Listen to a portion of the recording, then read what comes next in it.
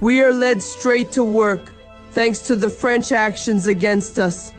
On December 1st off, at around 9:30 a.m., the shots broke out. The army surrounded the camp, gathered the troops in the yard. Official report, 35 killed, 35 wounded. 34 will be sentenced for disobedience, insult, and rebellion. They will spend 1 to 10 years in prison. You probably know the tragic story of the Tirailleurs massacre. If not, get comfortable, and I'll tell you all about it. From mid-May to mid-May, the Second World War takes place, pitting the Allies, including France, the United States, and their allies, against the Axis, which consists of Hitler's Germany and Fascist Italy. Therefore, this war is very bloody, and at this time, the Allies are in dire need of reinforcements, especially from France. In this context, it would be beneficial to have individuals who could go to the front lines, weaken the enemy, serve as cannon fodder, so that later, French forces can land and finish the job. And who fits this better are the Africans, the individuals who were colonized in the past and once served as slaves. And naturally, France will look to recruit from the continent, from sub-Saharan Africa to the Maghreb. They will rely on soldiers. But in this video, we will focus specifically on the Senegalese riflemen, who were truly soldiers from Ivory Coast, Benin, Mali, and of course, from Senegal. Thus, many Africans are recruited to fight on the front lines, serving as cannon fodder in this war that does not involve them.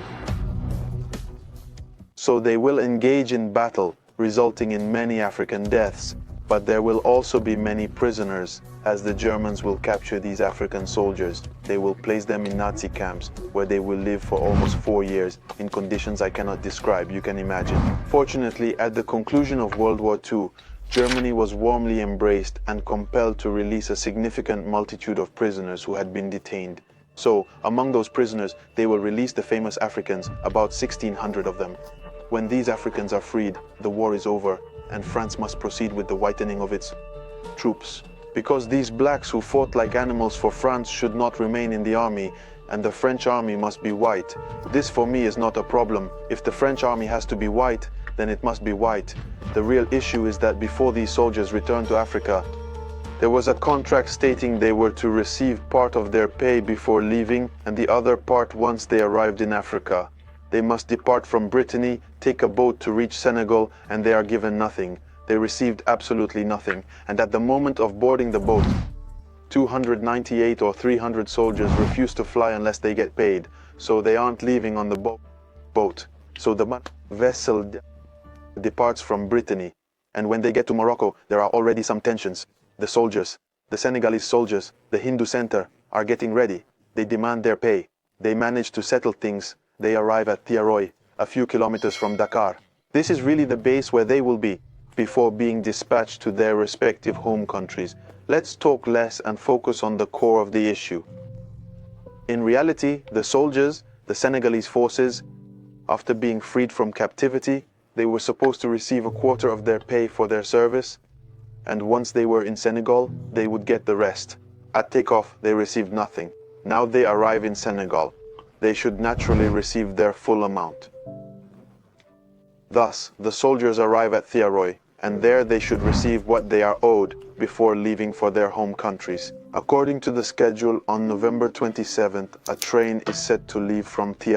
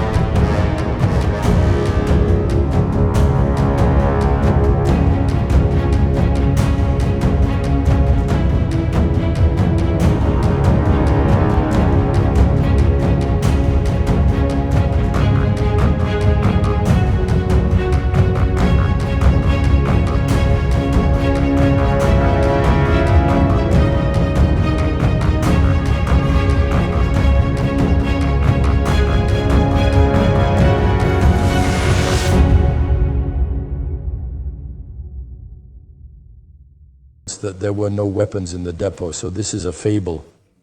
So we are faced with people gathered in a space whom he fired upon, defenseless individuals. This is undoubtedly a massacre. We are not certain about a mutiny. These documents consist of various army reports. First is General Dagnon's report, which overlooks some financial claims from the soldiers. Following that is the Salmon report, which features a gap in the timeline, right at the moment of the shootings. Finally, the Le Masson report, which would prove the premeditation thesis. On December 1st, around 6:45, I was informed that the armed forces were intervening to subdue the rebels. In military speak, reduce has a clear meaning. It's not about, this is about minimizing, practically eliminating. Hence, it suggests premeditation. If at 6:45 an officer states that he must consequently give way to the submachine guns, it's not because there were shots from sheep at 9 o'clock or at 8:45.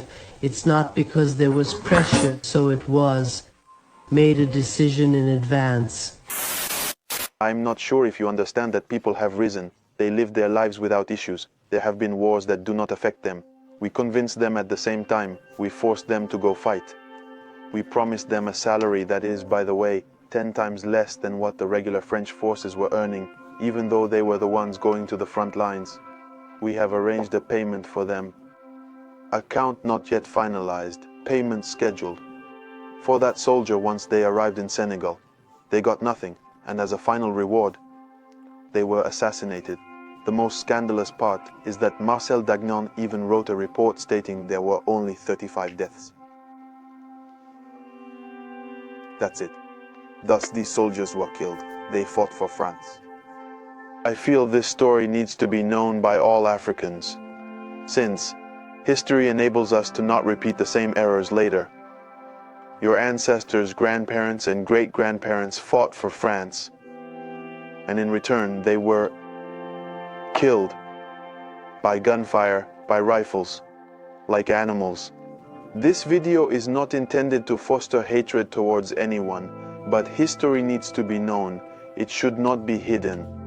When history is hidden, it suggests we feel guilty about something. I hope you like this video. Don't hesitate to subscribe. Hit like, leave a comment. Let me know your thoughts. We should build a community around these topics so you can suggest subjects for me to discuss. Keep in touch, drop a like. We're together. Ciao, ciao.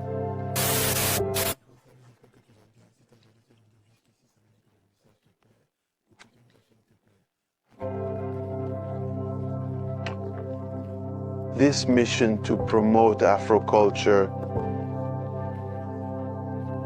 to showcase our history, and also shine a light on the youth in our community who are fighting, who work day by day, because very often in mainstream media, our youth are not portrayed in the right light.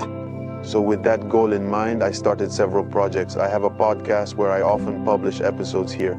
You'll find the link somewhere around. In this podcast, I showcase the aspirations of talented young Africans while also producing mini documentaries in addition.